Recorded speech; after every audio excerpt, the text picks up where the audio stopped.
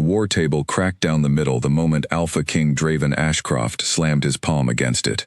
Maps of enemy territory fluttered to the floor. 6 generals froze mid-argument. The candles along the stone walls of the war chamber flickered, as if they too were afraid to breathe.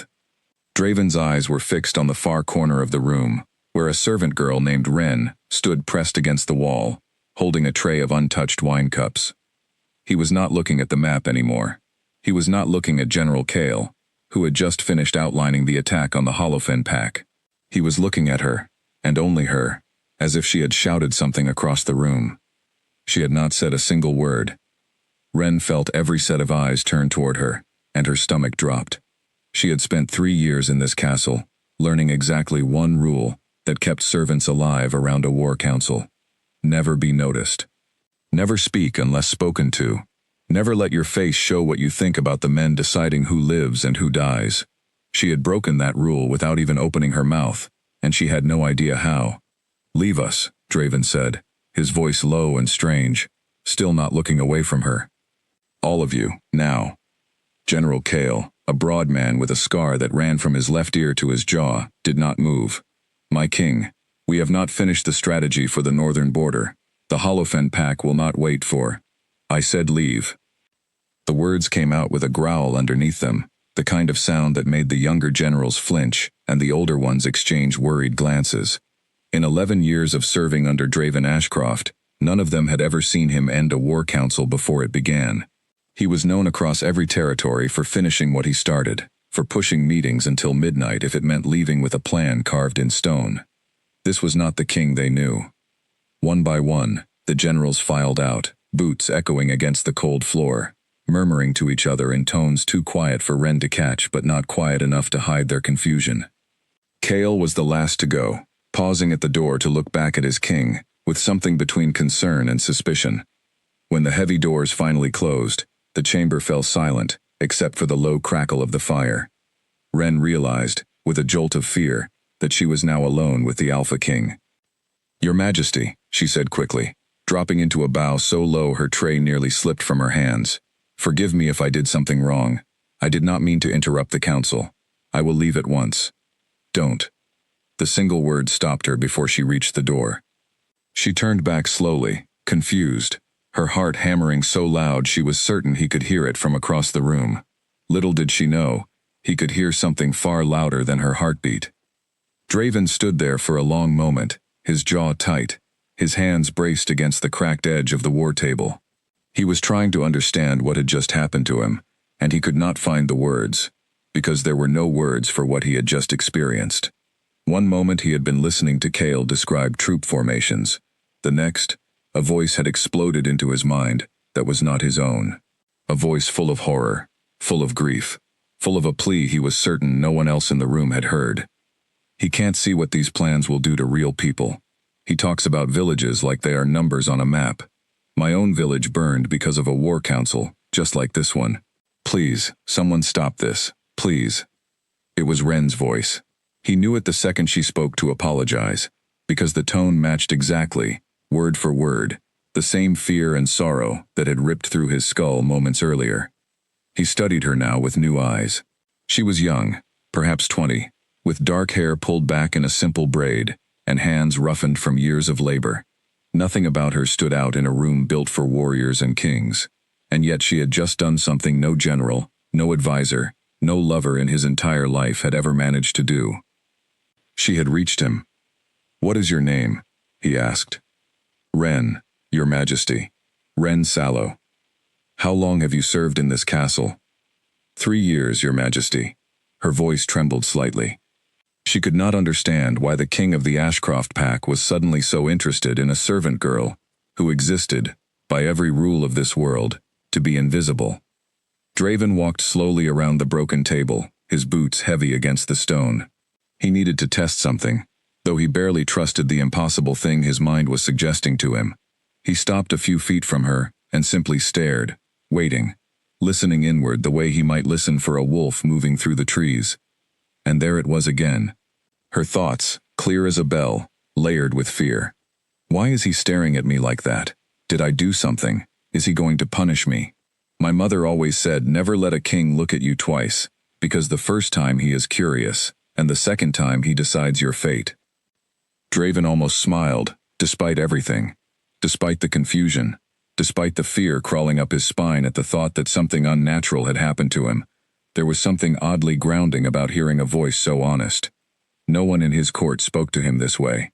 Every word directed at him was polished, calculated, designed to please or persuade. This voice, spilling unfiltered through his mind, held nothing back. "You may look at me directly," he said. "I will not punish you for it." Ren lifted her eyes, though every instinct told her not to. His were sharp and gold, unnervingly focused, studying her the way a hunter studies fresh tracks in snow. "He is going to ask me something terrible. He is going to ask if I have been spying. Oh, goddess, please let this be a misunderstanding." "I am not accusing you of anything," Draven said. Ren blinked. She had not spoken a word about spying. She had not said anything at all beyond her name and how long she had served. A cold unease crept up her arms. "I did not say I was accused of spying, Your Majesty," she said carefully. Draven's brow furrowed. He realized, in that instant, exactly how careless he had just been.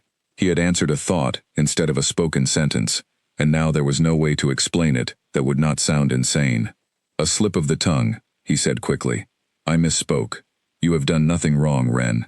I called this meeting to a close because I required a moment to think, and your presence in the room reminded me of something important. That is all." It was a lie, or at least an incomplete truth, but it seemed to settle her nerves slightly. Her shoulders lowered a fraction of an inch. "Thank the moon. Maybe he is not as terrible as they say. Maybe there is a reason to hope this king listens to more than just his generals." Draven turned away from her sharply, walking toward the tall window that overlooked the training grounds below. He needed distance. He needed to think without a servant girl's every private thought bleeding into his skull like ink into water. But when he put 20 feet between them, her voice did not fade. If anything, it grew clearer, as though her mind had become a room he could never fully leave. She is still standing there, unsure whether to go or stay. She is wondering if she should refill the wine cups that no one drank from. She is thinking about her younger brother, waiting for her outside the kitchens, worried she has been gone too long. She is thinking, quietly, beneath everything else, that the king looked tired in a way that had nothing to do with sleep.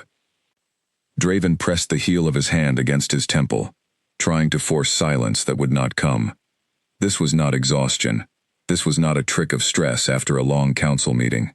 Something had happened to him. Something that defied logic. Something that felt suspiciously, unmistakably, like a curse. And curses, in his experience, did not appear out of nowhere. His mind went immediately to the witch. 3 weeks earlier, during a border dispute with a neighboring territory, Draven had ordered the removal of a small coven that had settled illegally near Ashcroft land. The coven's leader, an older woman with silver eyes and a voice like grinding stone, had cursed him publicly before she was escorted away. He remembered her words now with a chill crawling down his spine.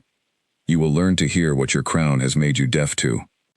At the time, he had dismissed it as the empty threat of a bitter old woman losing her home. Now, standing in a war chamber with a servant girl's private fears echoing endlessly through his skull, the words felt like a verdict rather than a threat. "Ren," he said, turning back to face her, "you should return to your duties." She curtsied quickly, relief washing across her features, and hurried toward the door. As her hand touched the handle, one final thought slipped through, before she disappeared into the corridor. "I hope I never have to be alone in a room with him again." Draven stood there long after the door clicked shut, staring at the space where she had been, feeling something strange twist in his chest. It was not anger. It was not even the panic he expected to feel at discovering he had been cursed. It was something closer to shame, sharp and unfamiliar, because for the first time in his reign, he had heard exactly what someone truly thought of him, and it was not admiration or fear born of respect. It was simple, honest dread. He sat down heavily in his chair at the head of the broken table, running a hand through his dark hair, trying to steady his breathing. Around him, the war chamber remained a mess of scattered maps and abandoned wine cups, evidence of a meeting he had ended, before its true purpose could be fulfilled.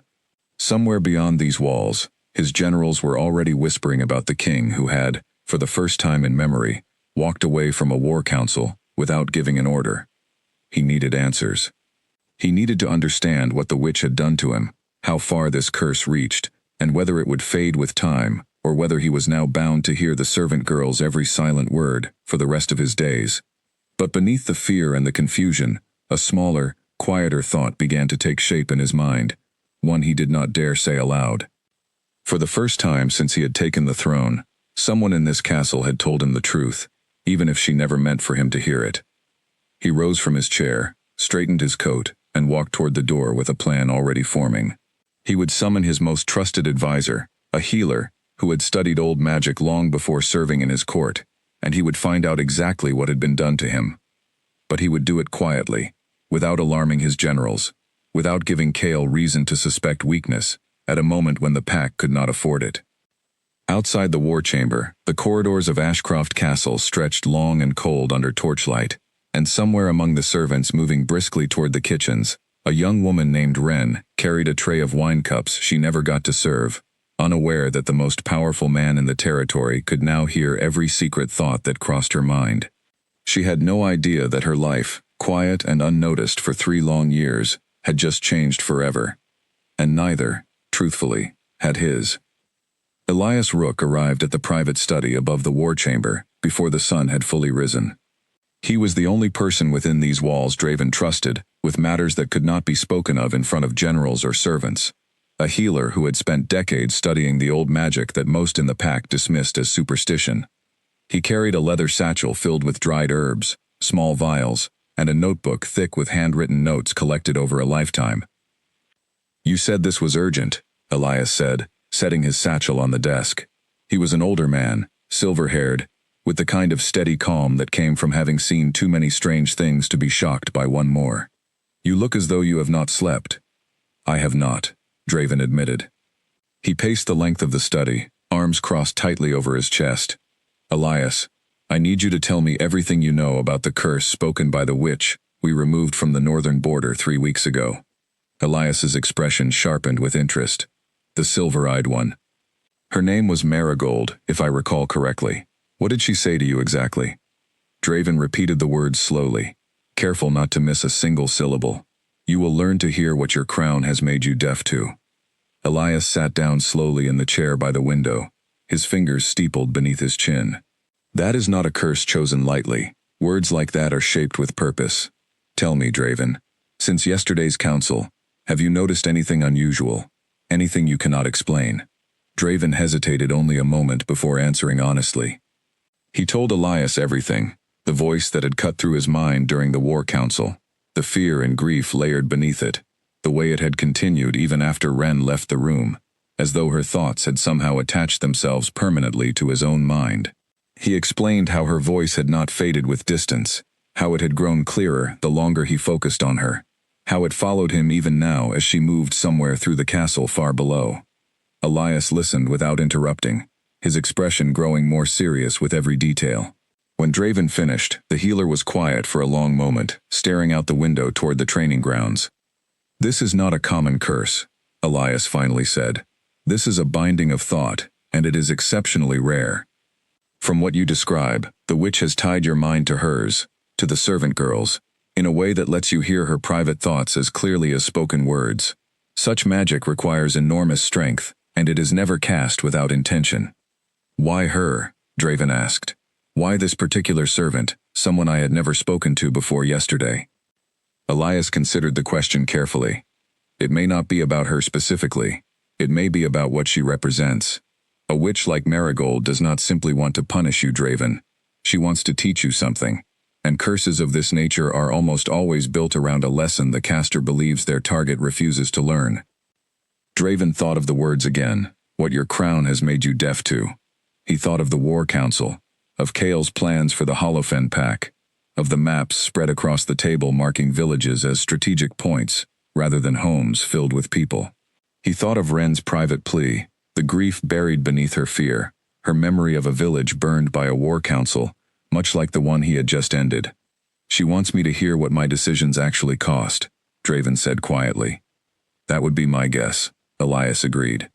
"Curses of empathy are old magic, and dangerous ones, Because they cannot simply be undone with a counterspell.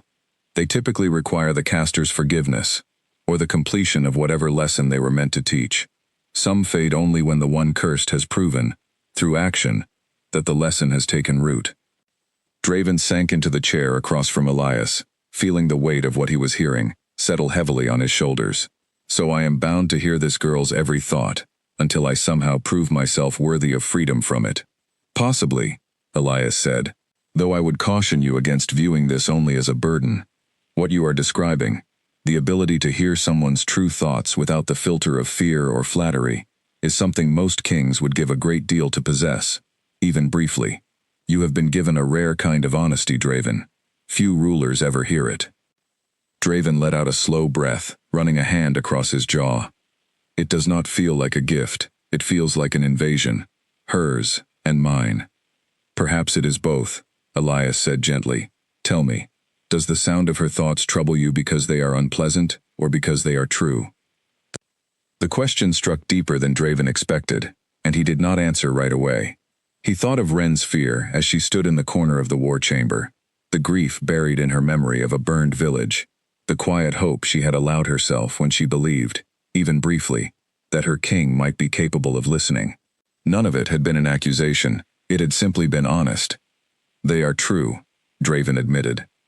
Elias nodded slowly, as though this answer confirmed something he had already suspected. Then perhaps the curse is less about punishment and more about opportunity. Whether you choose to see it that way or not, I would advise patience.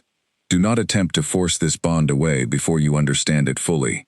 And Draven, I would strongly suggest you keep this matter private for as long as possible. If Kael or the other generals suspect you have been affected by dark magic, they will see it as weakness, and weakness in a war council is dangerous, regardless of how it came to exist. I am already aware of that, Draven said grimly, remembering the suspicious look Kael had given him before leaving the chamber the previous night. Then move carefully, Elias said, rising from his chair and gathering his satchel. I will search my records for anything else that might help us understand the full nature of this binding. In the meantime, I would encourage you to spend time near the girl, rather than avoiding her. The more you understand the shape of this connection, the better prepared you will be to control it, rather than letting it control you. After Elias left, Draven remained in the study for a long while, staring at the door, turning the healer's words over in his mind. Spend time near the girl. It sounded simple enough, and yet the idea unsettled him in ways he did not fully understand. He was not accustomed to uncertainty. He was not accustomed to needing anyone, least of all a servant girl who had spent 3 years in his castle without him ever once noticing her presence. And yet, as he sat there, he found himself listening inward, almost involuntarily, searching for the thread of her voice among the quiet murmur of the castle waking below. He found it easily. She is running late for the morning meal preparations. She is worried the head cook will scold her again for being slow. She is thinking about her brother, wondering if he managed to eat breakfast before leaving for the training yard. She is thinking, briefly, foolishly, about the king's tired eyes, and wondering what exactly kept him awake all night. Draven allowed himself, for the first time since the curse had taken hold, a small and unguarded smile. By mid-morning, word had spread quietly through the castle that the king had ended the previous night's war council without explanation, and that General Kael had requested an urgent private audience. Draven met him in the smaller council room, a space meant for quiet discussions rather than formal strategy, hoping the change of setting might soften whatever confrontation was coming. Kael did not waste time with pleasantries. My king, I do not understand what happened last night. In 11 years, I have never seen you walk away from an unfinished plan, especially not one involving the Holofen pack. They grow bolder every season, and delay only strengthens their position. I am aware of the risks of delay, Kael, Draven said evenly. Then why end the council? Draven chose his next words carefully, aware that Kael's sharp instincts had kept him alive through countless battles, instincts that would not be easily fooled by a half-formed excuse. I required time to consider our approach more fully. War with Holofen is not something to enter carelessly, and I felt the current plan lacked sufficient weight given to the villages along the border. Kael's eyes narrowed slightly. Villages have always been a secondary concern in matters of territorial security. You know this as well as I do. Perhaps that has been a mistake, Draven said, surprising even himself with the certainty in his voice. Cale studied him for a long moment, clearly searching for some explanation beneath the surface of his words, some sign of the sudden shift he could not account for. This is not like you, my king. People change, Cale. Not usually overnight, Cale replied, his tone edged with suspicion rather than accusation. Not without reason. Draven held his gaze steadily, refusing to look away, refusing to give Cale any further cause for doubt. I assure you, my judgment remains sound. We will reconvene the council within the week, once I have had time to properly weigh our options. Until then, I trust you to maintain order among the ranks. Cale inclined his head slowly, though the suspicion in his eyes did not fully fade. As you command. After Cale left, Draven remained alone in the small council room, listening once again to the quiet thread of Ren's thoughts drifting somewhere through the castle. She had finished her morning duties and was resting briefly near the kitchen gardens, thinking about nothing in particular, simply enjoying a rare moment of stillness beneath the late morning sun. Draven closed his eyes and let himself listen, just for a while, to the ordinary honesty of a mind that had no idea it was being heard. 3 days passed, and Draven found himself doing something he never imagined he would do as Alpha King. He was watching a servant girl the way a soldier studies enemy movements, tracking her routines, learning the shape of her days, all without her ever knowing he was paying attention at all. He learned that Ren woke before dawn to help prepare the kitchens, that she carried water to the eastern wing before most of the castle stirred, that she spent her rare breaks sitting beneath a crooked apple tree near the servants' quarters, watching the training yard from a safe distance. He learned, through the quiet stream of her thoughts that never fully left his mind, that she had a younger brother named Callan who trained with the junior guard, and that she worried about him constantly, certain he pushed himself too hard trying to prove he belonged among stronger, older recruits. He also learned, though he wished he had not, that she thought of him far more often than he expected, usually with a mixture of caution and quiet curiosity that she clearly found confusing herself. He canceled the meal today. The cook says it happens sometimes when there is trouble at the border, but this felt different. I wonder if something is truly wrong with him, or if I only imagine it because I keep thinking about how strange he looked at me in the war chamber. I should not think about the king at all. It is not my place. Draven had taken to arranging small, seemingly accidental encounters throughout the castle, testing the strength of the bond, testing how far it stretched, testing whether it faded when she slept, or grew louder when she was afraid. He told himself it was strategy, nothing more, a necessary study of an unpredictable curse. He told himself this every time he found an excuse to walk past the kitchens at the exact hour she carried water through the corridors, every time he lingered near the apple tree during her afternoon breaks, close enough to hear her thoughts clearly but far enough to remain unseen. On the 4th day, his careful distance failed him. He was crossing the eastern courtyard when Ren rounded the corner too quickly, a basket of linens balanced against her hip, and collided directly into his chest. The basket toppled, scattering clean fabric across the stone path, and Ren stumbled backward with a small gasp of alarm. Oh no, not him, of all people. Your Majesty, forgive me, she said quickly, dropping to gather the fallen linens with shaking hands. I did not see you there. I was not paying attention to where I was walking. It was my fault as much as yours, Draven said, crouching to help her gather the scattered fabric before he could stop himself. Ren froze, staring at him with wide eyes, clearly stunned that the Alpha King of the Ashcroft pack was kneeling on the ground beside her, folding linens, as though he were any ordinary man, rather than the ruler of an entire territory. He is helping me. Why is he helping me?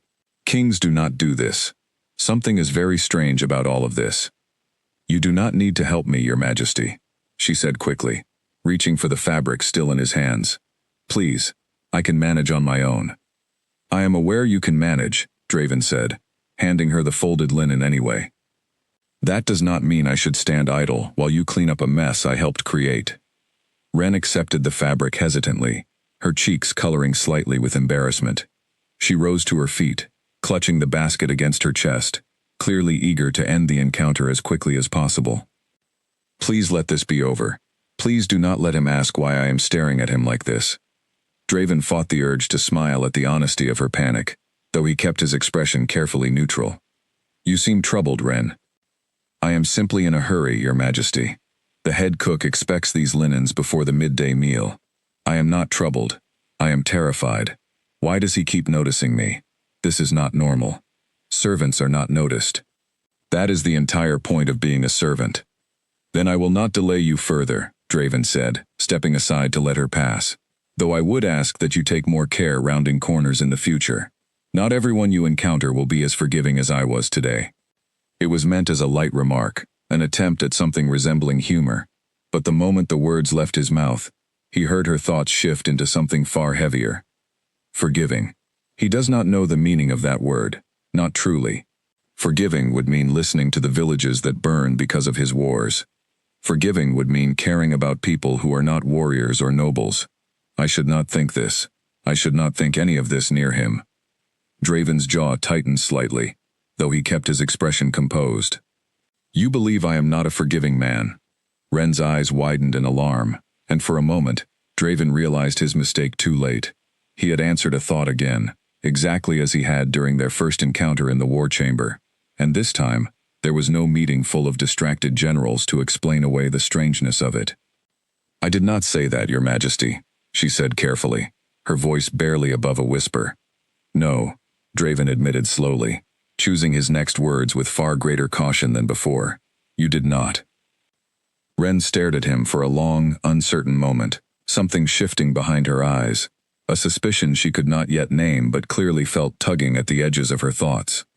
How does he keep doing that? How does he keep answering things I never say aloud? Unless...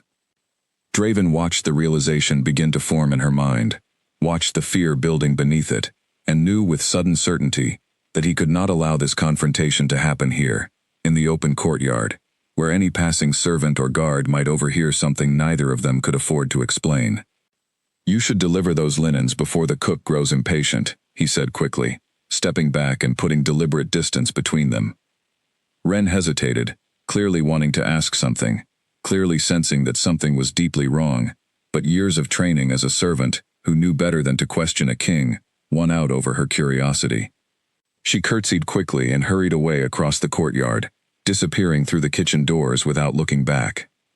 Draven remained standing there for a long while after she left, listening to the fading edges of her thoughts still tangled with confusion and unease she could not fully explain to herself. Something is wrong. Something is very wrong, and I do not understand what it is, but I am afraid to find out. He returned to his private study that evening deeply unsettled, not by the strangeness of the curse itself, but by the growing certainty that concealment would not last much longer. Ren was clearly intelligent, observant despite years of training herself to remain unnoticed, and the pattern of his strange, precise responses to her unspoken thoughts would not go unnoticed forever. Sooner or later, she would put the pieces together, and when she did, he had no idea how she would react to learning that her private thoughts, her fears, her grief, her quiet hopes, had been laid bare to the one man in the entire territory she had every reason to distrust. Elias arrived shortly after sundown, carrying a fresh stack of notes he had gathered from the castle archives. "I found something," the healer said, setting the papers across Draven's desk. "An account from nearly 200 years ago, describing a curse remarkably similar to what you have described. A lord of the Thornwood Pack was bound to hear the thoughts of a woman he had wronged, much as you seem bound to this servant girl. According to the record, the curse persisted for nearly a year before finally breaking." "What broke it?" Draven asked, leaning forward. "The account is frustratingly vague on that point," Elias admitted. "It simply states that the Lord eventually earned her trust fully, and that once she came to believe he had truly changed, the bond dissolved on its own.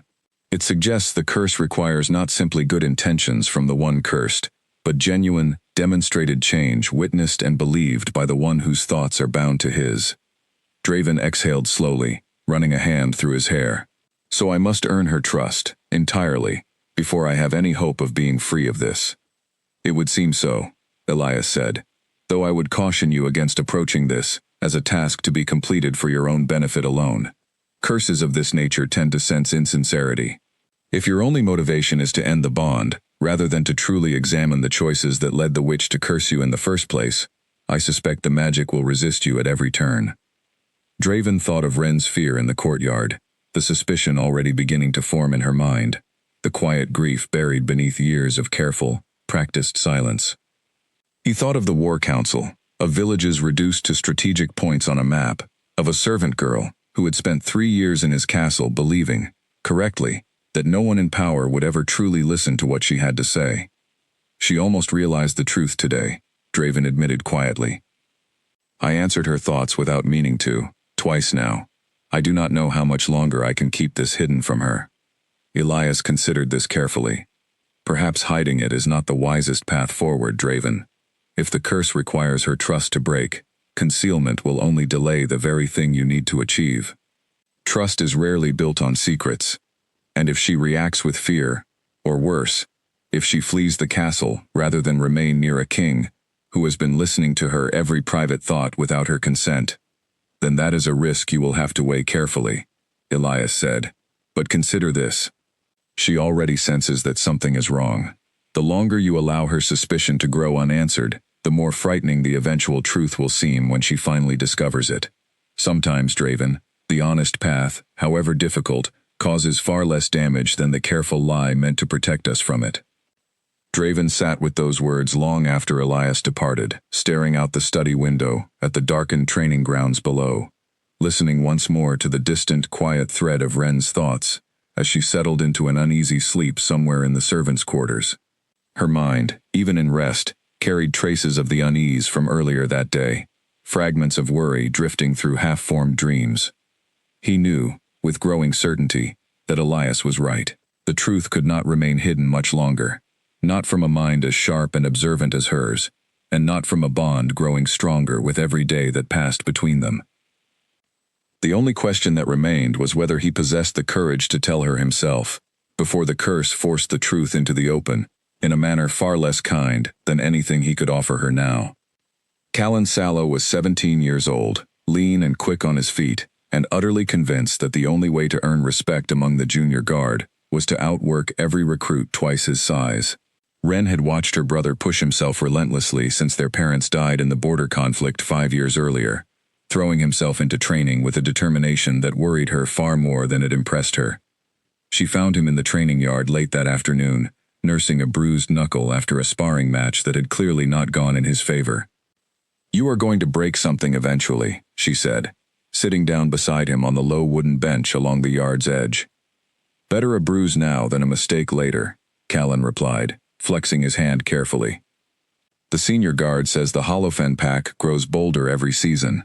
If war comes, I want to be ready for it." Ren's chest tightened at the mention of war, memories of their burning village rising unbidden despite her efforts to keep them buried. "War is not something to want ready for, Callan. It is something to hope never comes at all. Someone has to defend the border, Ren. Would you rather it be strangers, or someone who actually cares what happens to our people?" She did not have a good answer for that, not one that would ease the worry twisting in her stomach every time she thought about her brother standing on some distant battlefield, following orders handed down from a war council that saw villages as strategic points rather than homes filled with people she loved.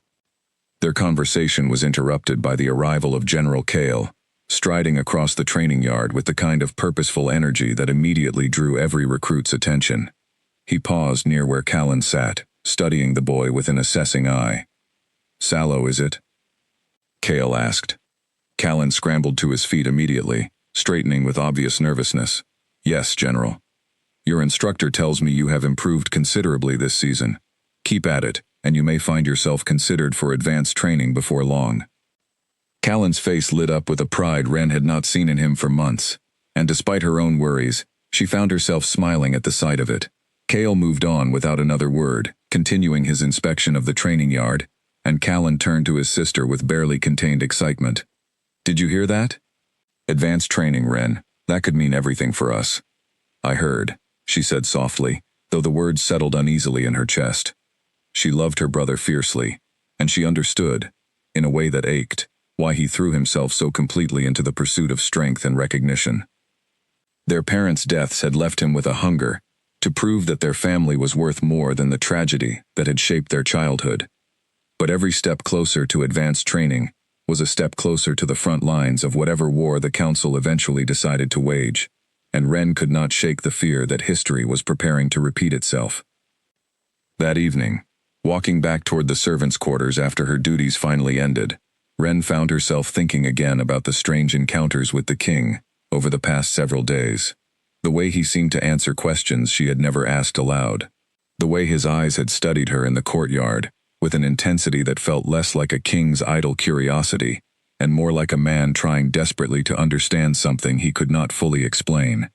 She was so lost in thought that she nearly walked straight past the kitchen garden, where a familiar figure stood beneath the shade of the crooked apple tree, clearly waiting. "Your Majesty." She stopped short, startled, dropping into a quick curtsy. "I did not expect to find you here." "I did not expect to be here either," Draven admitted, and something in his tone caught her attention immediately, a rare honesty that seemed almost out of place coming from a king. Ren straightened slowly, studying him with cautious curiosity. In the fading evening light, he looked tired in a way that had nothing to do with sleep, the same exhaustion she had noticed during their very first strange encounter in the war chamber days earlier. "Is something wrong, Your Majesty?" Draven was quiet for a long moment, and Ren watched something shift across his expression. A struggle she could not fully name but recognized instinctively as significant. Finally he spoke, his voice careful and measured. "I owe you an explanation, Ren, for behavior that must have seemed deeply strange to you these past several days." Her stomach twisted with unease, memories of the courtyard collision rising immediately to mind, the way he had answered her unspoken thoughts not once but twice, the fear that had gripped her afterward, though she had not fully understood why. "You do not owe a servant any explanation, Your Majesty," she said carefully, though her curiosity clearly warred with her caution. "I believe I do," Draven said, "particularly because what I am about to tell you concerns you directly, and I would rather you hear the truth from me than continue wondering and worrying on your own." Ren's heart began to pound.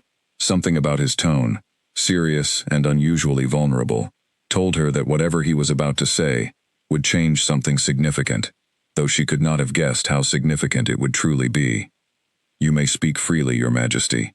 I am listening." Draven took a slow breath, glancing briefly toward the darkening sky, as though gathering the courage to continue. "3 weeks ago, before you and I had ever spoken, I ordered the removal of a coven that had settled illegally near our northern border. Their leader, a witch named Marigold, cursed me before she was escorted from Ashcroft territory. At the time, I dismissed her words as an empty threat." "What did she curse you with?" Ren asked quietly, though something in her chest already sensed the answer would be unsettling. "During the War Council, the night we first properly met, the curse activated," Draven continued. "Since that moment, I have been able to hear your thoughts, Ren, not all of them, and not constantly in every detail, but enough to know your fears, your worries about your brother, your grief over your village, enough to know precisely what you believe about me, and about the choices I have made as king." The silence that followed stretched long and heavy between them. Ren stared at him, her mind racing through every strange encounter of the past several days. Every moment his answers had matched thoughts she had never spoken aloud, every instance she had dismissed as coincidence or her own imagination. "You have been listening to my thoughts," she said slowly, her voice trembling somewhere between disbelief and rising anger. "For days, without telling me." "Yes," Draven admitted, meeting her gaze directly despite the shame clearly etched across his features. "I should have told you sooner." "I understand that. I was trying to determine the nature of the curse before burdening you with it, and I recognize now that reasoning does not excuse the fact that I allowed you to walk through your own castle these past days, completely unaware that your most private thoughts were no longer entirely your own." Ren felt something hot and sharp rising in her chest, a violation she could not fully articulate, but felt with devastating clarity. Every quiet worry about her brother, every private grief for her burned village, every unguarded, foolish thought she had allowed herself about the king's tired eyes, thoughts she had never intended for anyone to hear, let alone the very man they concerned. "How much have you heard?" she demanded, her voice shaking now with something closer to fury than fear. "More than either of us is comfortable with, I suspect," Draven said honestly. "I will not lie to you about the extent of it, Ren." I have heard enough to know you carry grief for your parents, that you worry constantly for your brother's safety, that you believe, correctly, that this castle's war councils treat entire villages as strategic points, rather than as homes filled with people who matter. Ren's eyes burned with tears she refused to let fall, humiliation and anger tangling together, until she could barely think clearly. You had no right. I know, Draven said quietly. I did not choose this curse, Ren, but I understand that does not lessen the violation you feel, and you have every right to be angry with me. Angry does not begin to describe it, she said, her voice tight with barely controlled emotion. You have been walking through my private thoughts as though they belong to you, as though I am some open book you may read whenever it suits you, without ever asking my permission. You are right, Draven said, and something in his willingness to simply agree, rather than defend himself further, seemed to catch her slightly off guard. I have no defense that would make this acceptable to you, and I will not insult you by attempting to offer one. Ren stared at him for a long moment, torn between the urge to storm away and a reluctant curiosity that refused to let her leave without understanding more fully what exactly she was now facing. Can it be undone? This curse, can it be broken? According to my healer, it can, Draven said carefully. Though the path to breaking it is not simple, and I will not pretend to fully understand it myself. Tell me, Ren said, crossing her arms tightly over her chest, her anger still simmering beneath a growing determination to understand exactly what had been done to her, and what, if anything, she could do to reclaim the privacy that had been stolen from her without consent. Draven studied her for a long moment, recognizing in her demand the same sharp, unwavering honesty that had first reached him through the curse days earlier, the very quality that had made him listen, truly listen, for the first time since he had taken the throne. It will take time to explain properly, he said, and I suspect you deserve far more than a hurried conversation beneath an apple tree at the end of a long day. Then explain it properly, Ren said firmly, her fear giving way slowly to something steadier, something that would eventually prove far more dangerous to the careful order of Ashcroft Castle than either of them yet realized. Very well, Draven said, and for the first time since the curse had taken hold, he found himself grateful, rather than afraid, of what her honesty might demand of him next. Draven led Ren to a small sitting room near the castle library, a space rarely used, chosen deliberately because it offered privacy without the formality of his study or the exposure of the open courtyard. A fire had already been lit against the evening chill, and he gestured for her to sit, though she remained standing near the doorway, arms still crossed, clearly unwilling to relax fully in his presence. I understand if you do not wish to sit, Draven said, settling into a chair across the room, rather than crowding her space. I only ask that you allow me to explain everything as clearly as I can. Ren remained silent for a long moment before finally moving to sit stiffly on the edge of a chair near the door, close enough to hear him clearly, far enough to feel she could leave quickly if she needed to. Start from the beginning, she said. Everything. I want to understand exactly what this curse does, and exactly what it means for me. Draven nodded and recounted the story carefully, from the removal of Marigold's coven, to the witch's cryptic words before she was escorted from Ashcroft territory, to the moment during the War Council when her voice had first exploded into his mind with startling clarity. He explained Elias's research, the ancient account of the Thornwood Lord bound by a similar curse, the suggestion that the bond could only be broken through genuine, demonstrated change, witnessed and believed by the person whose thoughts remained tied to his. Ren listened without interrupting, her expression carefully guarded, though Draven could sense beneath her outward calm a storm of emotions she was working hard to control. So you can hear my thoughts constantly, she said finally when he had finished. Not just when we are near each other. It is stronger when we are close, Draven admitted. But no, distance does not fully silence it. I have heard fragments of your thoughts throughout the castle these past several days, even when you were nowhere near me. Ren's jaw tightened, and Draven could sense, even without the curse's assistance, the fresh wave of violation crossing through her mind. Then there is truly nowhere I can go within these walls to think privately. I do not know the full range of the bond's reach, Draven said honestly. It is possible distance beyond the castle walls would weaken, or silence it entirely. I have not yet had reason to test that theory. And what of my brother? Does this curse extend to him, or to anyone else, or is it only me you can hear? Only you, Draven confirmed. As far as I have been able to determine, the bond exists solely between the two of us. Ren fell silent, processing this information with visible difficulty. Draven watched her carefully, aware that whatever trust might eventually form between them would depend heavily on how he handled this conversation, on whether he treated her fear and anger as legitimate, rather than something to be managed or dismissed. "Why me?" she finally asked. "Of all the people in this castle, of all the servants who work these halls, why did the curse choose to bind you to my thoughts specifically?" "I do not know for certain," Draven admitted. "Elias believes the witch's intention was not necessarily about you specifically, but about what hearing your thoughts might teach me. You have lost people to war. You see the cost of decisions made in rooms like the war chamber in a way most within this castle do not, or choose not to. Perhaps that made you the ideal voice for a curse, designed to force me to reckon with consequences I had grown skilled at ignoring." Ren considered this carefully, her anger tempering slightly into something more thoughtful, though the wound of violation clearly remained close beneath the surface. "That does not make it acceptable, being used this way without my consent, regardless of the lesson it is meant to teach you." "No," Draven agreed immediately. "It does not. And I want to be clear, Ren, that I understand this fully.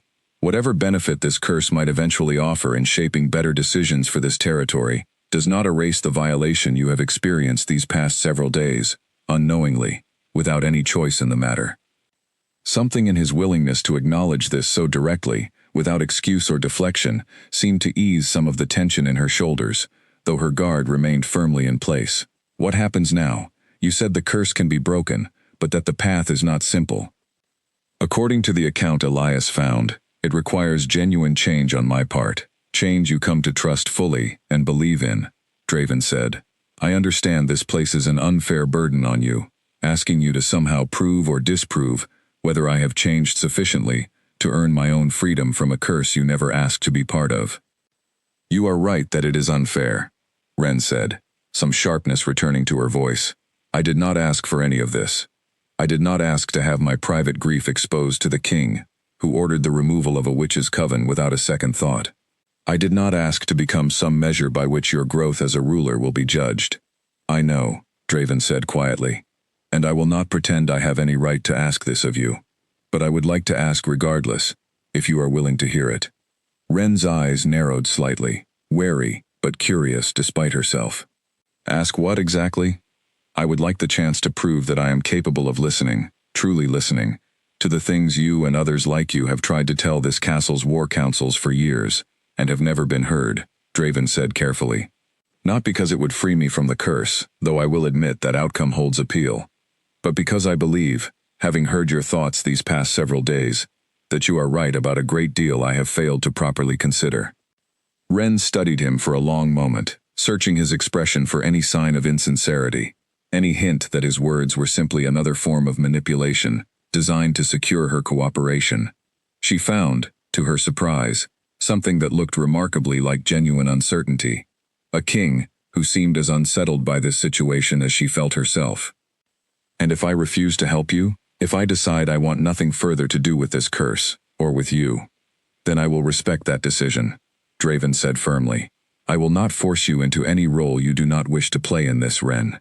You have already lost enough control over your own privacy, through no fault of your own. I will not compound that by demanding anything further from you against your will." Ren fell silent again, weighing his words carefully, torn between the anger still simmering beneath her calm exterior and a reluctant curiosity that would not fully let her walk away without understanding more.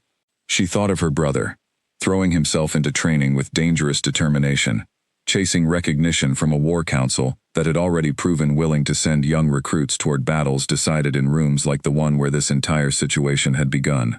She thought of her burned village, of the countless other villages that might face the same fate if the current war council's plans proceeded unchecked. "If I agree to help you," she said slowly, testing the words carefully, "what exactly would that involve?" Draven considered the question seriously before answering, aware that his response now would shape whatever fragile trust might eventually grow between them. "I would want you present during future war council discussions, if you are willing." to offer perspective the generals and advisors typically overlook.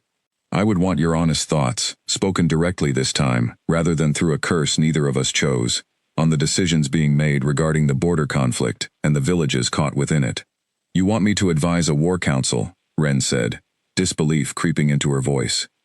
A servant, advising the very men who decide whether war comes to territories, like the one that took my family. I want someone in that room who remembers that decisions made across a war table have consequences, beyond troop movements and strategic advantage, Draven said. I have generals who understand warfare. I do not have anyone who understands, as deeply and personally as you do, the cost that warfare exacts from the people it claims to protect. Ren sat with this for a long moment, the weight of what he was asking settling slowly across her shoulders.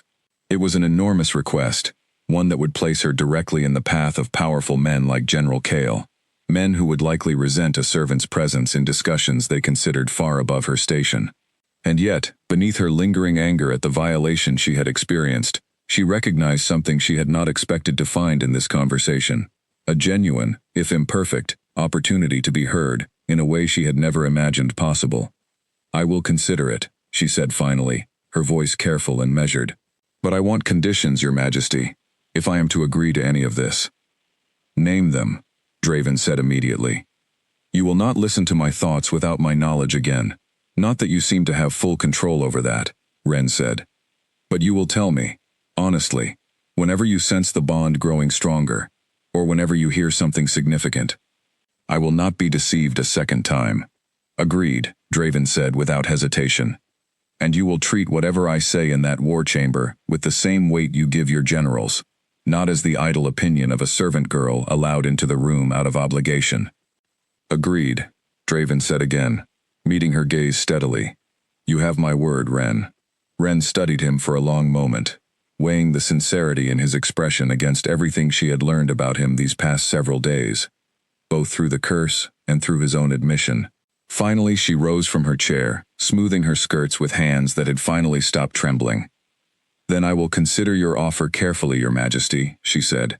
But know this, I am not doing this to help break your curse. I am doing this, if I decide to do it at all, because I believe the villages along that border deserve someone in that room who will not let them be forgotten. That is precisely why I am asking you, Draven said quietly. Ren nodded once, curtsied briefly out of habit, rather than genuine deference, and left the small sitting room without another word, leaving Draven alone, with the crackling fire and the quiet hum of her thoughts still lingering at the edges of his mind, thoughts now tangled with cautious hope, alongside the anger and fear that remained. He is either the most honest king I have ever met, or the most dangerous kind of liar. I do not yet know which, but I intend to find out. General Kale had spent 3 days growing increasingly certain that something was deeply wrong with his king, and on the 4th day, he decided to act on that certainty, rather than continue watching from a cautious distance. It began with small observations that, taken individually, meant little, but together, painted a troubling picture. Draven had ended a war council without explanation. He had delayed reconvening it for nearly a week, an unprecedented hesitation, from a king known throughout his reign for decisive action. He had been seen near the servants' quarters on multiple occasions, engaging a young kitchen maid in conversations that lasted far longer than any matter of castle business should require. And perhaps most troubling of all, he had begun asking questions during private briefings that no ruler focused purely on strategic advantage would think to ask. What happens to the villages along the proposed advance route? How many civilians remain in the border settlements we plan to seize? Has anyone considered offering terms to Holofen before committing to open conflict? These were not the questions of a king preparing for war. These were the questions of a man whose judgment had been compromised by something Kale could not yet identify, though his years of experience strongly suggested dark magic as the most likely explanation. He raised his concerns during a private meeting with 2 of the other senior generals, a cautious, older man named Garrick and a sharp-eyed strategist named Odell, both of whom had served under Draven since the earliest years of his reign. The king has not been himself, Kale said, keeping his voice low despite the empty council room around them. I do not say this lightly. I have served him faithfully for 11 years, and I would not raise such concerns without cause. We have all noticed the change, Garrick admitted reluctantly. But surely there could be a simpler explanation. Perhaps the weight of leadership has finally caught up with him. It happens, even to strong rulers. This is not exhaustion, Cale said firmly. I have seen exhaustion in a king before. This is something else entirely. He hesitates where he never hesitated before. He asks questions no strategist concerned with victory would think to ask, and he has taken an unusual interest in a servant girl, one who was present in the war chamber the very night his behavior first changed. Odell's expression sharpened with interest. You believe there is a connection? I believe it warrants investigation, Cale said. The witch we removed from the northern border weeks ago cursed him publicly before she was escorted from our territory. I dismissed it at the time as an empty threat, the bitter words of a woman losing her home. I no longer believe that was wise. Garrick and Odell exchanged uneasy glances, clearly weighing the implications of Cale's suspicion. A cursed king, unable to think clearly, unable to lead the pack through the growing conflict with Holofen, was a threat far more dangerous than any external enemy. What do you propose we do? Odell asked. Watch him carefully, Cale said, and watch the servant girl as well. If she is somehow connected to this curse, whether as its cause or simply an unwitting piece of it, we need to understand the nature of what we are dealing with before it endangers this entire pack. The three generals agreed to proceed cautiously, gathering information rather than confronting Draven directly, at least until they possessed enough evidence to justify such a serious accusation against their king. Cale took it upon himself to monitor Ren's movements, positioning loyal guards near the servants' quarters and kitchen gardens under the guise of routine castle security, watching carefully for any further evidence of the connection he suspected between the servant girl and his king's troubling transformation. Ren, unaware of this quiet surveillance, spent the following days wrestling with Draven's proposal, torn between her lingering anger at the violation of her privacy and the genuine pull of an opportunity she had never imagined possible. She spoke of it carefully with Callan one evening, choosing her words with caution, unwilling to reveal the full truth of the curse, but needing, desperately, to voice at least some of what weighed on her mind. The king wants my opinion on matters concerning the border conflict, she said, watching her brother's reaction closely as they sat together near the kitchen gardens after his training had ended for the day. Callan's eyebrows rose in obvious surprise. Your opinion? Since when does the king ask servants for their opinions on anything, let alone matters of war? I do not fully understand it myself, Ren admitted, which was truer than she cared to explain. But he seems genuinely interested in perspectives beyond those of his generals. Perspectives from people who understand what war actually costs, rather than simply how it is won. And you would give him that perspective, Callan said slowly, understanding beginning to dawn in his expression. You would tell him about our village, about what happened to our parents. If it might prevent the same thing from happening to another village, yes, Ren said firmly. I would tell him everything, if it meant saving even a handful of families from what we lost. Callan was quiet for a long moment, clearly wrestling with complicated feelings of his own. Their parents' deaths had shaped both of their lives so completely that neither could fully separate their identities from that single, devastating loss. Do you trust him? The king, I mean. Do you truly believe he would listen, or is this simply a clever way to make servants feel involved, while the War Council does exactly as it always intended? It was a fair question, one Ren had asked herself repeatedly over the past several days. I do not fully trust him yet, she admitted honestly, but I believe, or at least I want to believe, that he is capable of listening in a way this castle's leadership has never truly listened before. And if there is even a small chance that my presence in that war chamber could change something meaningful, I think I owe it to our parents, and to every other family who has lost someone to conflicts decided by men who never had to bury anyone themselves, to at least try. Callan reached over and squeezed his sister's hand, something rare and gentle passing between them, a moment of quiet solidarity, built from years of shared grief and shared survival. Then I support whatever you decide. Just be careful, Ren. Powerful men do not always keep promises made to people they consider beneath them, however sincere those promises might sound in the moment. His warning settled uneasily in her chest as she made her way back toward the servants' quarters that evening, uncertain whether her brother's caution stemmed from genuine wisdom or simply the protective instincts of someone who had already lost too much to trust easily. Either way, his words lingered, as she finally reached a decision that had been building slowly over the past several days. She found Draven the following morning, in the small sitting room near the library, waiting, as she somehow suspected he would be, though she had given him no indication of when or if she planned to give her answer. "I have considered your offer carefully," she said without preamble, standing just inside the doorway, rather than fully entering the room. Draven rose from his chair immediately, giving her his full attention. "And what have you decided?"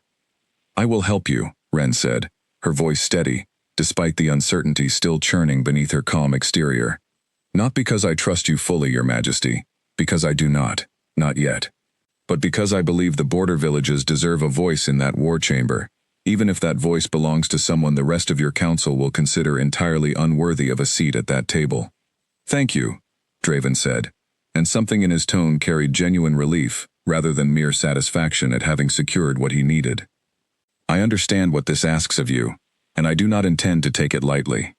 "See that you do not," Ren said firmly, "because if I discover that my presence in that room is merely decoration, meant to make your council appear more considerate, without actually changing anything, I will not remain silent about it, curse or no curse."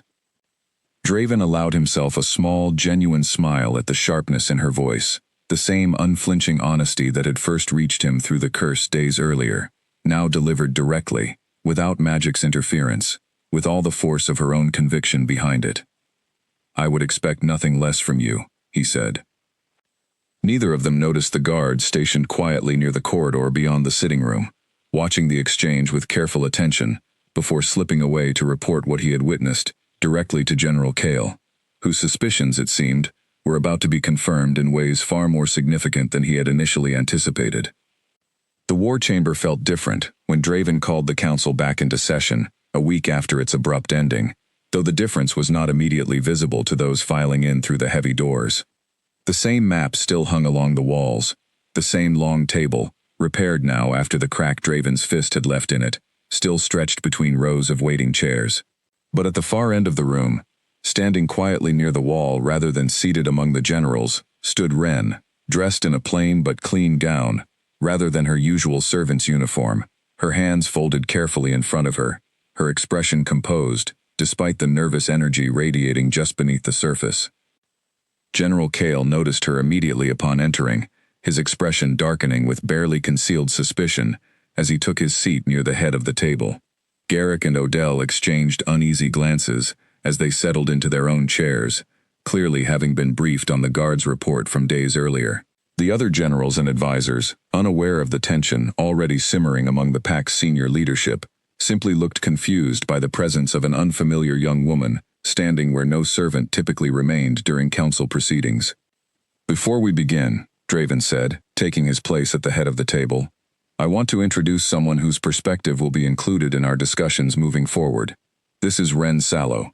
She lost her family to a border conflict 5 years ago, and she will be offering insight into the human cost of the decisions made in this room." Silence fell across the war chamber, heavy and uncertain.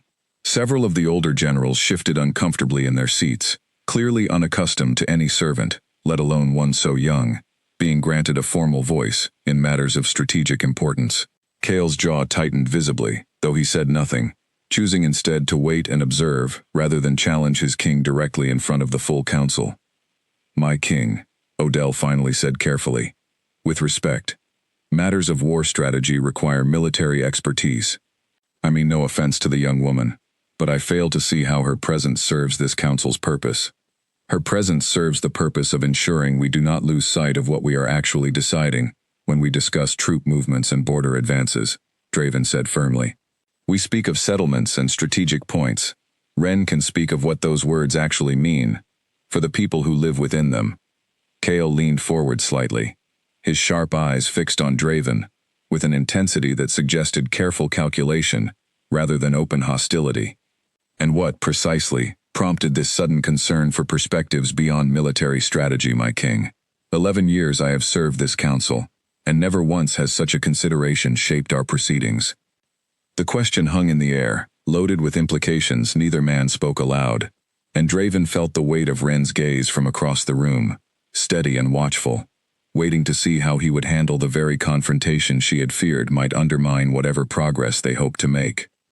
Perhaps that has been an oversight this council can no longer afford, Draven said evenly, holding Cale's gaze without flinching.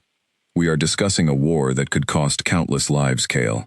I would think a broader understanding of those costs strengthens our strategy rather than weakens it. Cale did not push further, though his expression made clear the matter was far from settled in his mind. He sat back slowly, arms crossed, his attention shifting toward Ren, with an assessing scrutiny that made her stomach tighten with unease, though she refused to let it show on her face. Very well, Draven continued, turning his attention to the map spread across the table. Let us proceed. General Odell, please outline the current proposed strategy for the northern advance.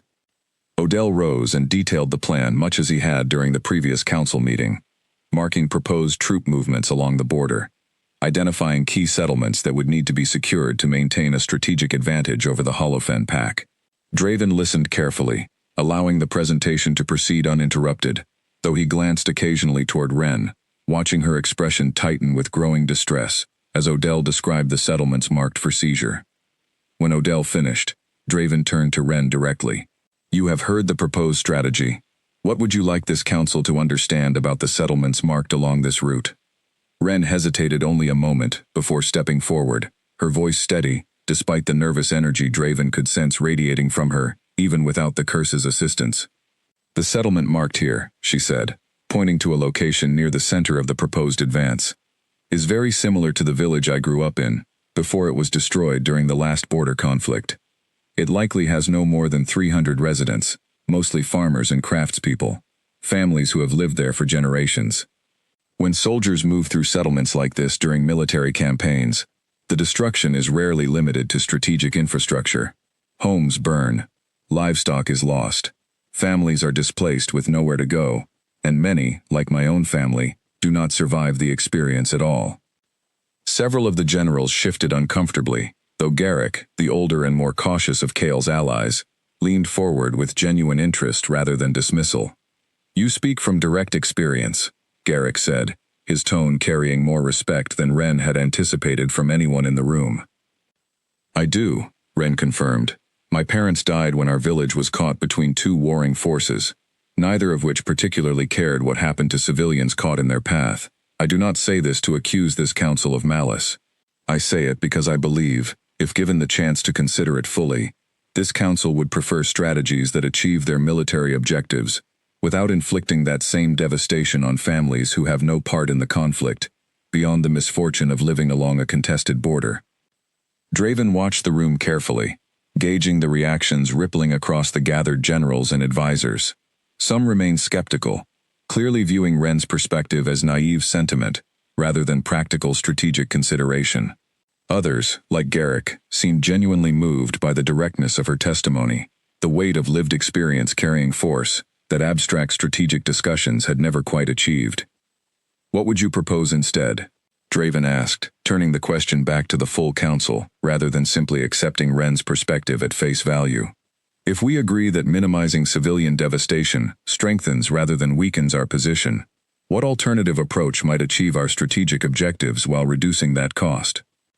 Odell frowned thoughtfully, clearly working through the tactical implications.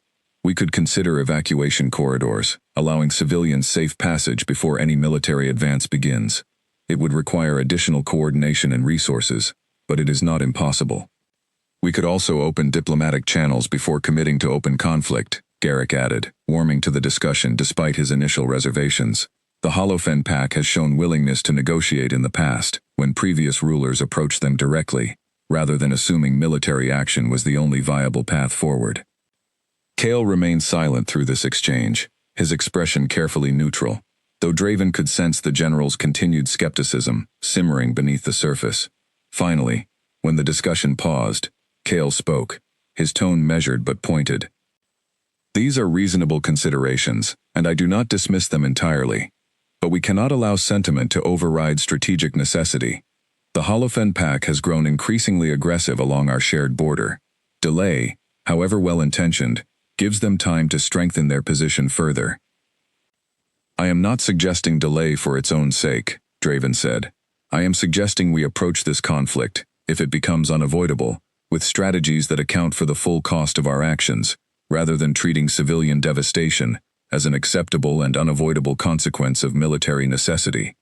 The council continued for nearly 2 hours, longer and more contentious than any previous session Draven could recall. But by its conclusion, a revised strategy had begun to take shape, one that incorporated evacuation planning and renewed diplomatic outreach, alongside the military preparations Odell and Kale continued to advocate.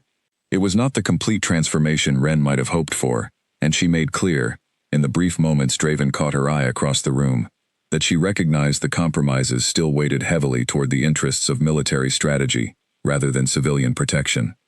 But it was, undeniably, a beginning, a shift in how this council approached the devastating calculus of war that had never existed before her presence in the room.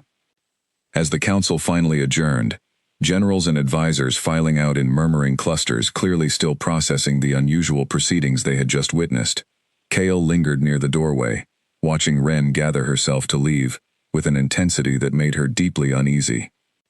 "You spoke well today," Kale said, his tone carefully neutral, giving away nothing of the suspicion still churning beneath his composed exterior. "Thank you, General," Wren said cautiously, unsure whether his words carried genuine respect or simply careful observation disguised as courtesy.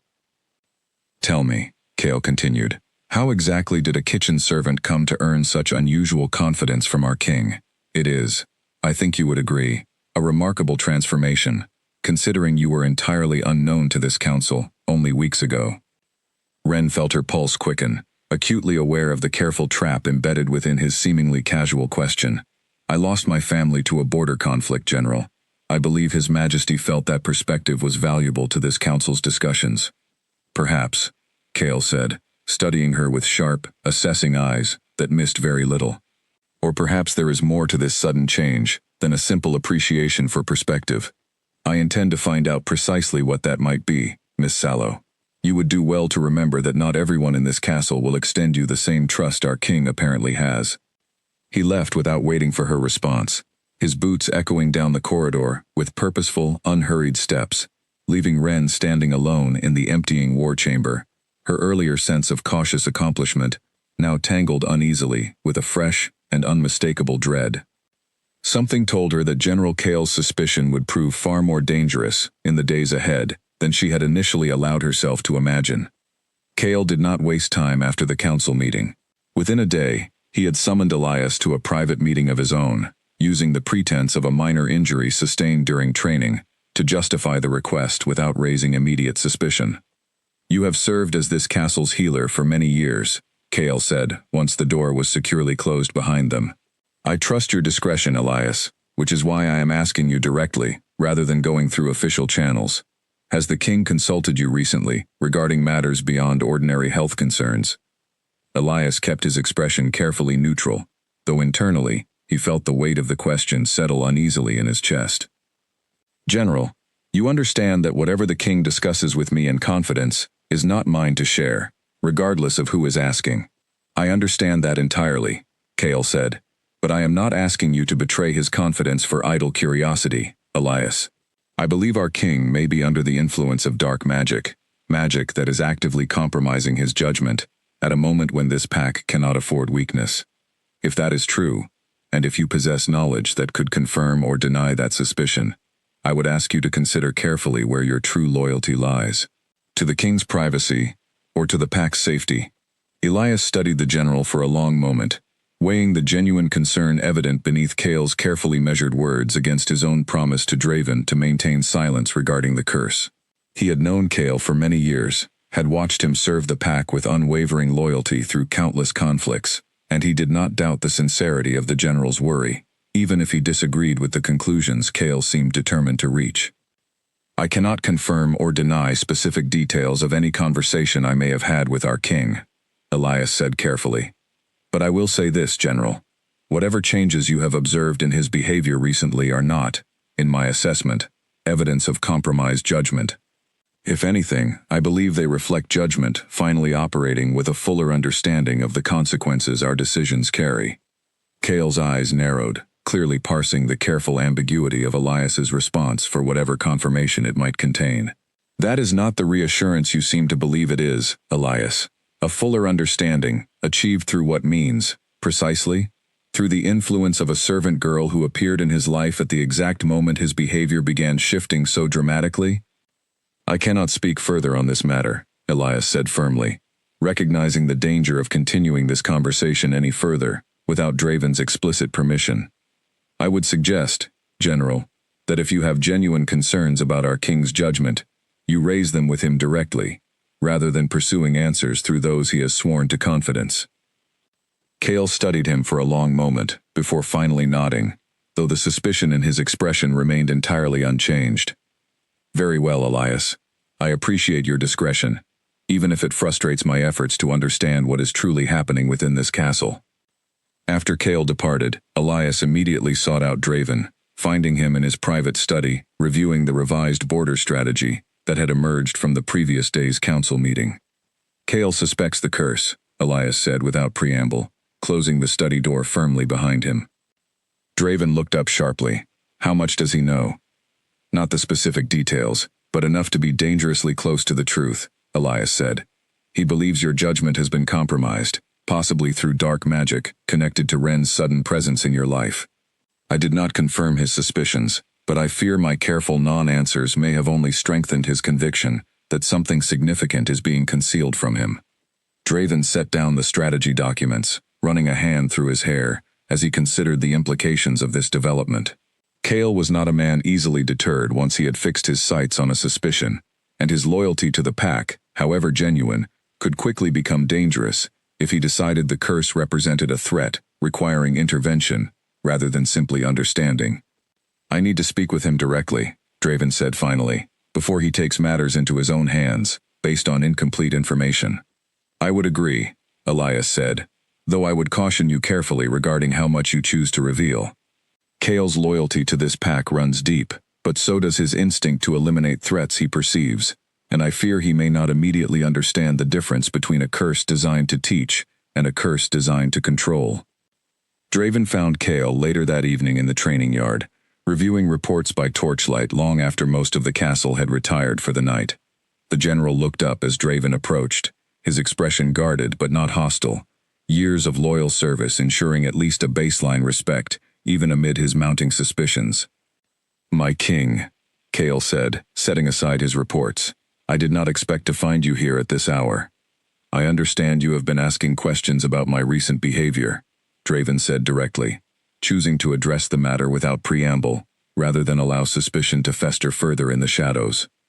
I would rather explain the truth to you myself than have you continue piecing together fragments that may lead you toward dangerous conclusions.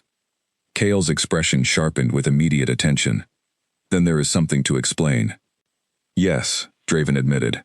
Weeks ago, the witch we removed from our northern border cursed me before her departure.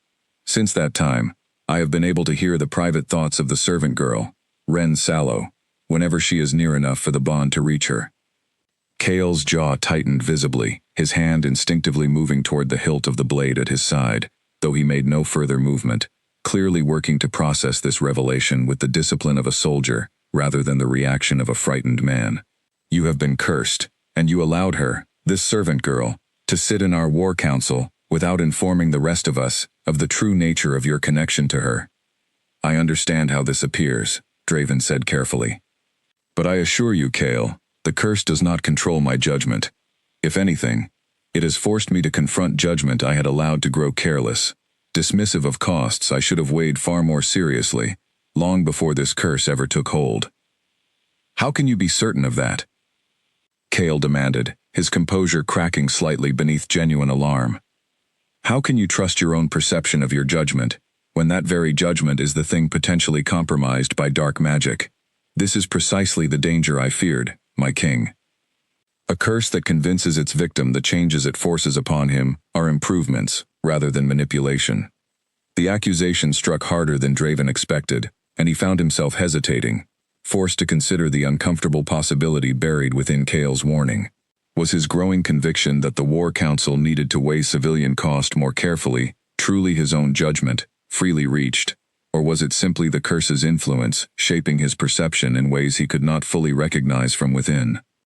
I have consulted Elias extensively regarding the nature of this curse, Draven said, working to steady his own uncertainty even as he spoke. He believes it to be a curse of forced empathy, rather than manipulation or control. It allows me to hear truth I had previously ignored. It does not force conclusions upon me that are not genuinely my own. And you trust that assessment completely? Kale pressed. Enough to reshape this council's entire strategic approach based on the testimony of a servant girl who happens to be the exact person this curse has bound you to? Draven did not have an immediate answer, and the silence between them stretched long and uncomfortable in the torchlit training yard. He thought of Wren's testimony during the council meeting, the raw honesty of her grief, the careful reasoning behind her proposed alternatives to the original military strategy. None of it had felt like manipulation. All of it had felt, to him, like truth finally being given the weight it deserved. But Kale's warning lodged itself uncomfortably in his mind nonetheless, a doubt he could not entirely dismiss. I trust my own judgment enough to continue weighing her perspective carefully, alongside yours and the rest of this council's, rather than dismissing it outright, simply because its origin is unconventional, Draven finally said. I am not asking you to trust the curse, Kale. I am asking you to trust that I remain capable of discerning genuine wisdom from manipulation, curse or no curse. Kale studied him for a long moment, clearly still deeply unsettled, though something in his rigid posture eased slightly, the tension of confrontation giving way to reluctant, cautious consideration.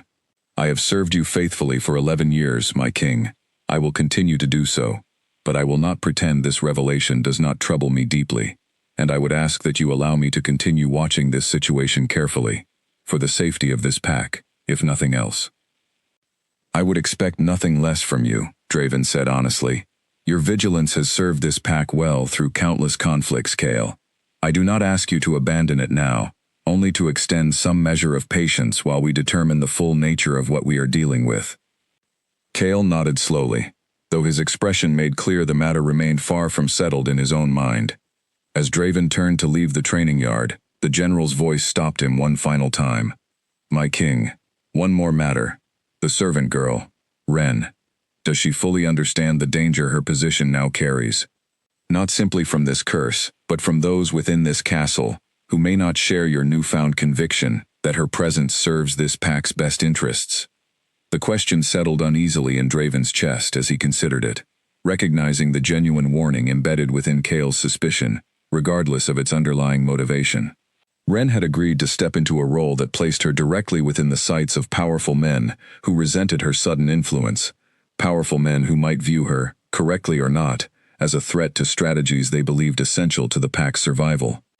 I will ensure she understands, Draven said quietly, though even as he spoke the words, he wondered whether any warning could truly prepare her for the dangers that now surrounded her. Dangers born, not from the curse itself, but from the very transformation it had set into motion. Elias's research finally uncovered a lead worth pursuing nearly 2 weeks after the curse had first taken hold.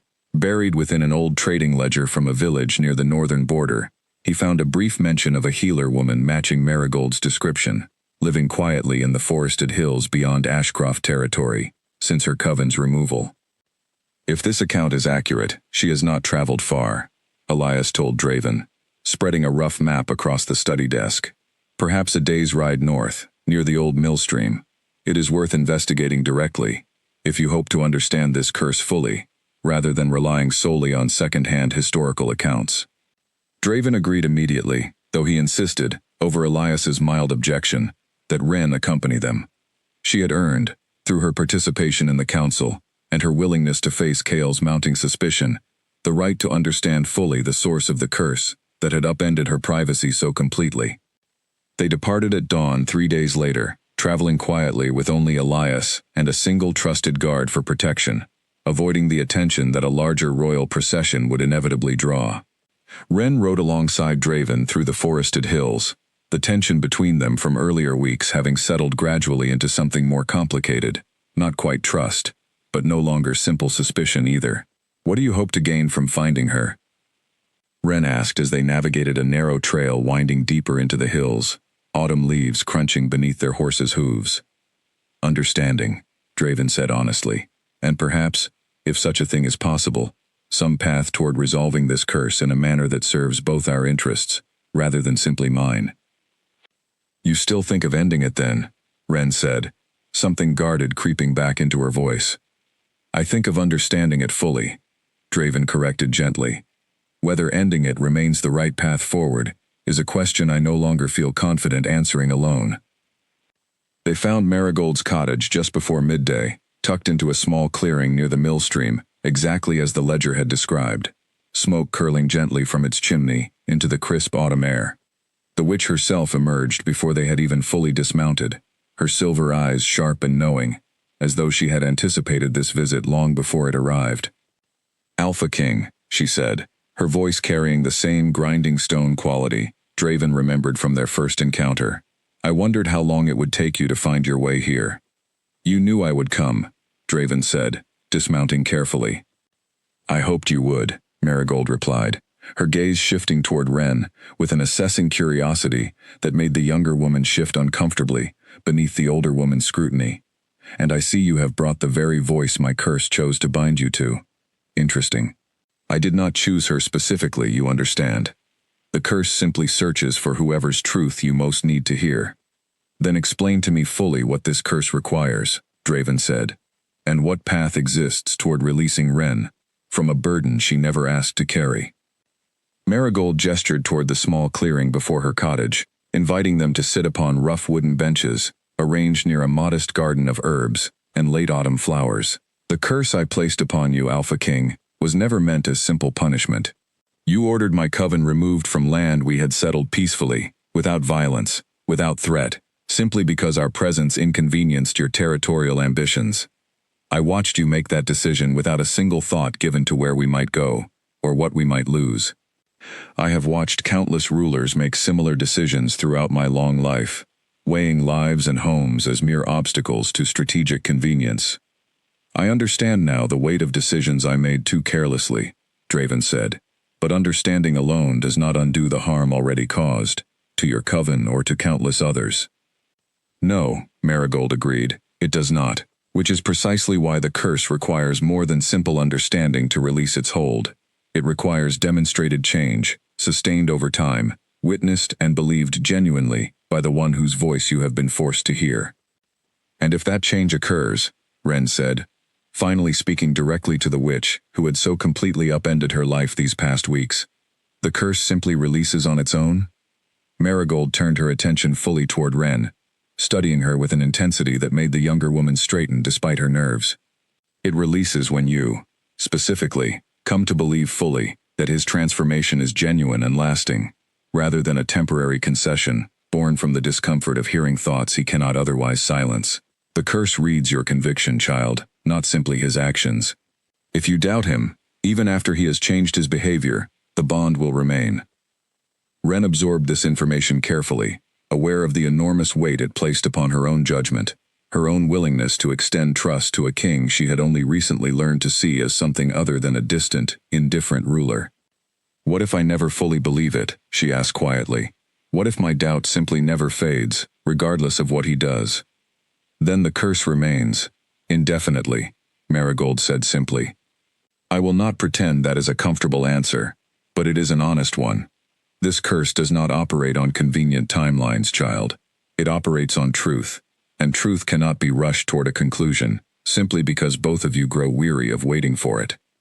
Draven listened to this exchange with a growing weight settling across his shoulders, the full implications of what this curse demanded becoming clearer with every word Marigold spoke. This was not a burden he could resolve through his own effort alone.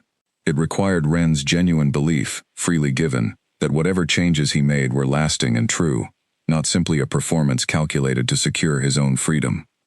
There is something else you should understand, Marigold continued, her gaze shifting back toward Draven with renewed sharpness. The war you currently prepare for, against the Holofen Pack. If you proceed with military conquest as your primary strategy, regardless of whatever concessions you make toward minimizing civilian harm along the way, I do not believe this curse will ever release its hold. The lesson it was designed to teach cuts deeper than simply avoiding unnecessary casualties. It demands that you fundamentally reconsider whether conquest itself remains the correct path forward, when other options for resolving this border conflict may yet exist. You are asking me to abandon military strategy entirely, Draven said, some of his earlier composure fraying slightly at the enormity of what she seemed to be demanding. I am asking you to fully consider whether conquest serves this pack's true interests, or whether it simply serves the ambitions and pride that have driven rulers toward war for generations, regardless of whether peaceful alternatives might achieve the same security through far less devastating means, Marigold said. That is not a demand I am making, Alpha King. That is simply the truth the curse itself will require you to fully reckon with, before its hold can ever release. The weight of her words settled heavily across the small clearing, and Draven found himself staring at the modest garden before him, thinking of Kael's warnings, of the strategic vulnerabilities that continued diplomatic outreach might expose along the northern border, of generations of Ashcroft rulers who had secured this territory's safety through decisive military strength, rather than the uncertain promises of negotiation. And if I determine, after careful and genuine consideration, that some measure of military strength remains necessary to protect this territory, Draven asked, does the curse demand pure pacifism, or does it demand something more nuanced, a genuine weighing of costs and alternatives before conflict is chosen as a final, rather than immediate, resort? Marigold considered this question for a long moment, something almost approving, flickering briefly across her weathered features. The curse demands honesty, Alpha King, not blind pacifism. If you weigh your options fully, genuinely, and determine that some measure of conflict remains truly unavoidable, despite exhausting every peaceful alternative, that honest reckoning may satisfy what the curse requires, provided the girl beside you comes to believe in the genuine sincerity of that reckoning. Ren listened to this exchange with careful attention, aware that whatever path forward existed for both herself and Draven now rested significantly upon her own judgment, a responsibility she had not fully anticipated when she agreed weeks earlier to lend her voice to the War Council's deliberations. I cannot promise belief I do not yet feel, she said finally, addressing both the witch and the king directly, but I can promise to watch carefully, and to judge honestly, based on what I observe, rather than what either of you might hope I conclude. That is all this curse has ever asked of you, child, Marigold said, something gentle softening her weathered voice for the first time since their arrival. Honest judgment, freely given, is worth infinitely more than convenient belief, extended simply to ease another's burden. They remained at the small cottage through the remainder of the afternoon, Marigold sharing further details of the curse's mechanics, the range of its reach, the subtle signs that might indicate its eventual release drawing closer. By the time they finally departed for the ride back toward Ashcroft Castle, the autumn light had begun fading toward evening, and Draven found himself far more uncertain about the path ahead than he had been upon their arrival that morning. You are quiet, Ren observed, as they rode together through the darkening forest trail. I am considering everything she told us, Draven admitted.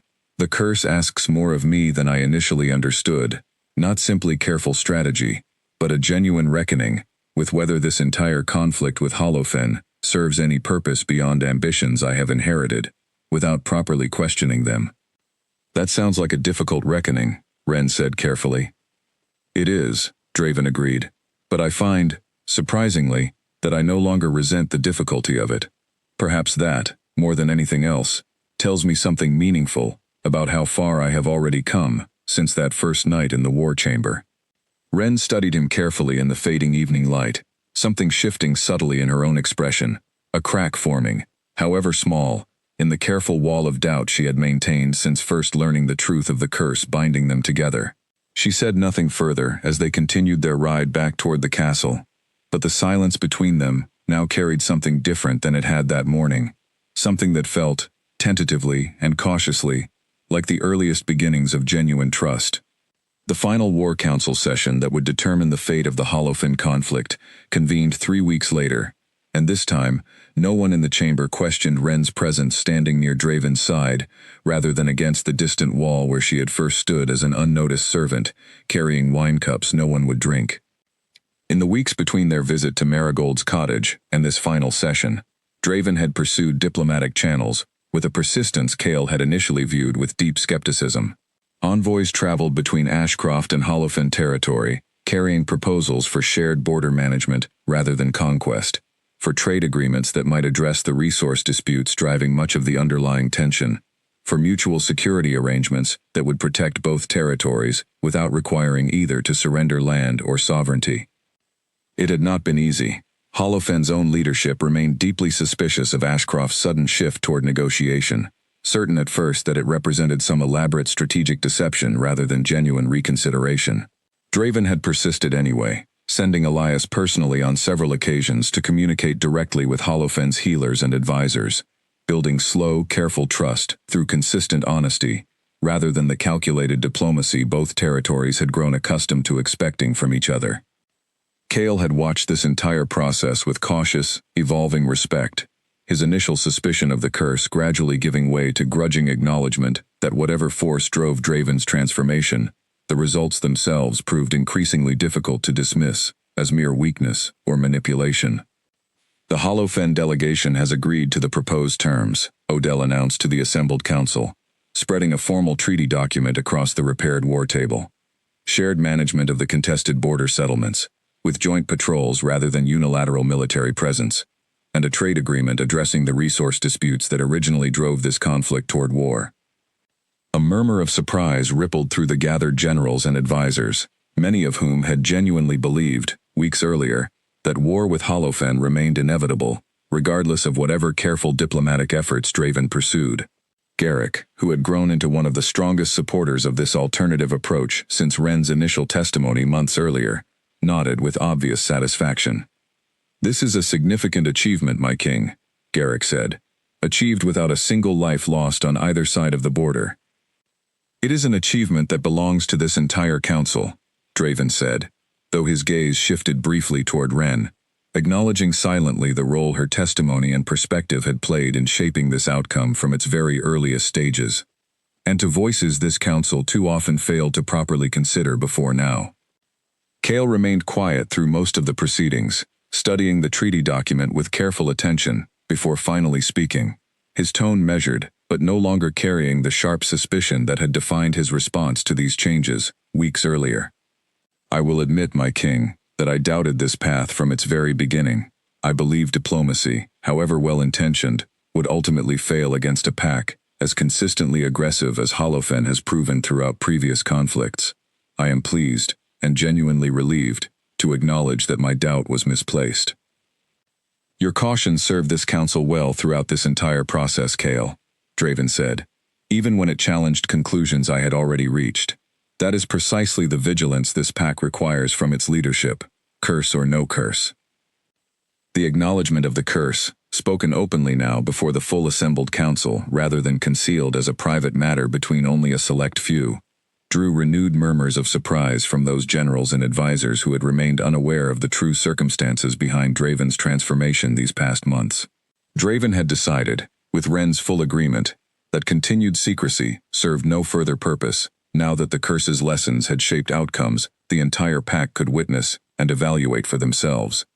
"Many of you have wondered, I suspect, about the changes in my judgment these past months," Draven said, addressing the full council directly. "I will not pretend the explanation is simple. A curse, placed upon me by a witch whose coven I removed carelessly from land we claimed without proper consideration, bound my mind to hear the honest thoughts of someone whose perspective this council had never previously valued. That curse forced a reckoning I should have undertaken willingly, long before magic made the choice for me." The chamber fell silent, processing this revelation with varying degrees of surprise and, in several cases, quiet reassessment of assumptions they had carried these past months regarding their king's unusual transformation. "Whether that curse remains active any longer, I genuinely do not know," Draven continued, glancing briefly toward Wren, whose expression carried a complicated mixture of emotions Draven could no longer read through the curse's assistance, curious to discover whether that itself indicated something significant about the bond's current state. "What I do know is that the lessons it forced me to confront have shaped decisions I believe have served this pack, and our neighbors, far better than the path I would have pursued without them." After the council finally adjourned, generals and advisors departing in quiet, thoughtful clusters far different from the confused murmuring that had greeted Ren's first appearance in this chamber months earlier. Draven found himself alone with Ren for the first time in several days. The treaty document still spread across the table between them. "You have been quiet," he observed, echoing words she had once spoken to him during their ride back from Marigold's cottage.